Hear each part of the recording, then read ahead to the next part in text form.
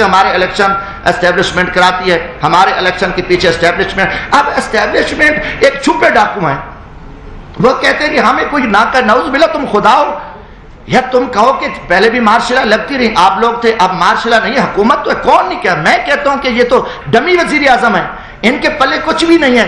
दुख है नवाज शरीफ को, जितने लितर पड़े, जितना उसको जलील किया गया, जेलों में डाला गया, ऐसे खैरात डाली एस्टेब्लिशमेंट ने, कुत्ते की तरह ये सारे भाग के इकट्ठे हो गए, खैरात मिल गया, ओहदे मिल गए, मुल्क को लूटेंगे। इनमें कोई खैरत और जमीर होता डूब मरते, इनमें कोई ईमानी, इनको कुछ नहीं हो। मैं कहता हूं पूरी कौम देखे, कौम इनको लितर मारे कि यार तुम्हें कोई गैरत ईमान है। जिन लोगों ने आपको जेलों में डाला, रुसवा किया, आपको आप पे इल्जामात लगे, करप्शन आपने की, सारा कुछ, उसके बाद उन्होंने आपको कुत्ते की तरह खराब डाली और आप आ गए, इनमें गैरत नहीं होती। ये सारे देखो ये एस्टेब्लिशमेंट के कुत्ते हैं और एस्टेब्लिशमेंट ने कुत्तों को इस्तेमाल करती है और कौम को, मगर कौम इंशाल्लाह जागेगी, हम कौम को बताएंगे, हम खड़े हैं, हम अल्हम्दुलिल्लाह, हम इस मुल्क की इज्जत के लिए, जब तक आम आदमी, जब तक पब्लिक में से लोग नहीं आएंगे, जो कि पब्लिक में लोग आने नहीं, हमेशा इनको पता, चोरों को ले आओ, करप्ट लोगों को ले आओ, नलायक लोगों जिनकी फाइलें हैं, सही बंदे को बैठे, सही बंदा आए, फेयर इलेक्शन हो तो वो किसी क्यों ना, वो किसी से डरेगा ना, उसे खौफ होगा ना, उसकी दौलत होगी। ये सिर्फ इनकी परी प्लान है कि सारा कुछ हुआ है। और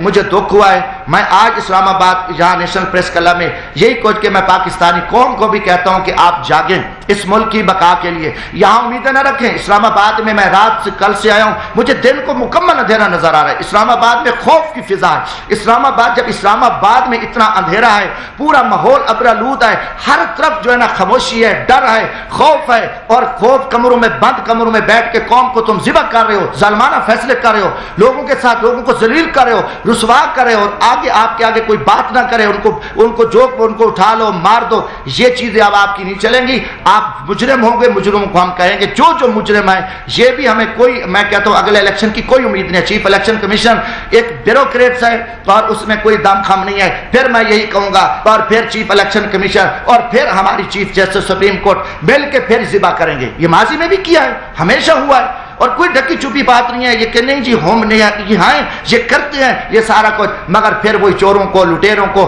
बद किरदारों को, मुल्क दुश्मनों को आपने कौम पे मुसल्लत कर दिया। कौम आपको माफ नहीं करेगी, कौमी मुजरिम हो, आपकी ज्यादतियां हैं। आप जो कहोगे कि नहीं कल ये था, परसों ये था, आप जो करो, जो टीवियों पे आके आप आंखें बंद करके जो आप अपनी प्रेस ब्रीफिंग दो, हम उनको नहीं मानते। हम इंशाअल्लाह ताला, हम मेरी छोटी जमात है, मैं गरीब तबके से ताल्लुक हूं, मगर कम अज कम हम इन छुपे जो रुस्तम हैं, जो फराडी हैं, जो सारा धंधा कर रहे हैं और फिर कहते हैं नहीं बोलो भी ना, ये तो फिरौन काम करता है, ये नमरूद और शदाद ने ये काम किया।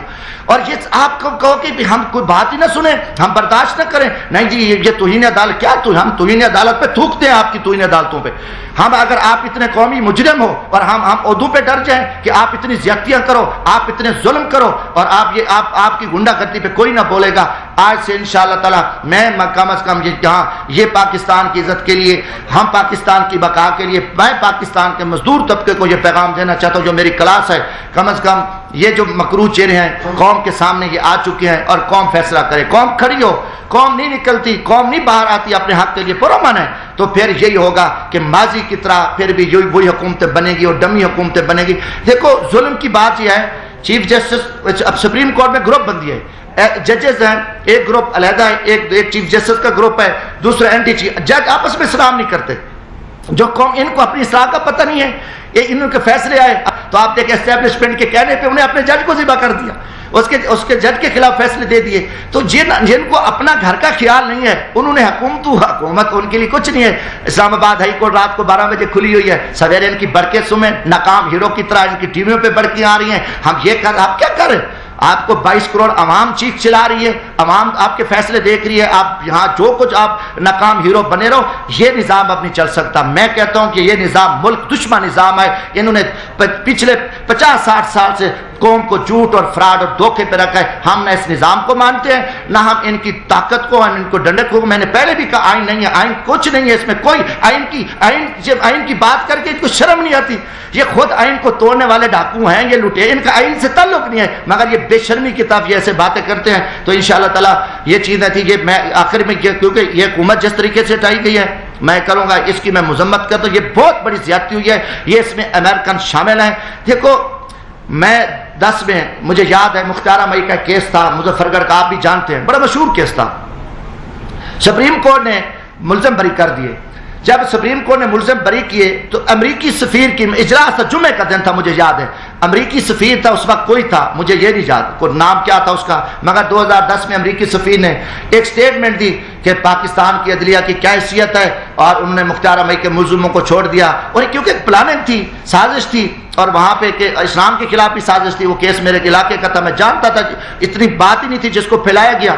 तो मैंने कौमी असम्बली में तकरीर की पॉइंट ऑफ आर्डर पे, मैंने कहा कि जनाब स्पीकर, अमरीकी सफीर, पहले तो हमें खुद मुख्तार कौम है, हमें हमारी आज़ाद अदलिया है, बात हम मुस्लिम कर रहे थे। अमेरिका की कभी अदलिया पे हमने बात की, कभी अमेरिका की फैसलों पे हमने बात की, इसको कैसे जुर्रत हुई? फिर इन्होंने एक इस्लाम के खिलाफ प्लानिंग बनाई कि वहां देखो ये काम कर, अमेरिका में हर 1 मिनट बाद रैप होता है। मेरी तकरीर थी अमेरिका में, ना मैं कि माँ का पता है, ना बीवी का पता है, ना बहन का पता है, ना बेटी का पता है।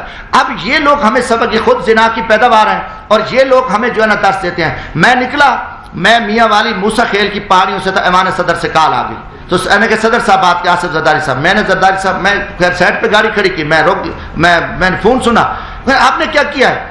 आपने वो अमरीकी सफीर की अभी कॉल आ गई है, वो नाराज हो गया है, आपको पता नहीं है कि ये सारा केस अमेरिकन उसको देख रहे हैं ईमान से। तो मैंने कहा जी मैं क्या करूं, मैं कहा मेरे इलाके का केस है, मैंने पॉइंट ऑफ ऑर्डर पे बात की है। कहते नहीं आप इसकी तरदीद करें। ईमान से कहता मैंने फोन बंद किया, और मैंने दूसरे दिन शाम को फोन आके, मेरा जमीर और गैरत गवारा नहीं कर रही थी। हाँ, इनकी अमेरिका के यहाँ ईमान सदर में अमेरिका के कुत्ते बैठे हैं, हमारे वजीर आजम में इस लेवल पे उनको वो कुछ चाहिए, इनकी जरूरत है उनके आगे लोगों का माहौल बनाया कि नहीं अमेरिका से चले जाएंगे, भूखे मर जाएंगे, फलां हो जाएंगे, और वो हमें पैसे दे रहा है, हमें खैरात मिल रही है। आप अमेरिका को खुश कर दिया, अब अमेरिका राजी होगा, ठीक है जी। इमरान खान ने थोड़ा सा वो उन्हें बात की, कौम की गैरत की बात की, उसने कहा कि हम गुलाम नहीं है, और अब अमेरिका राजी हो गए, और अब सारे राजी।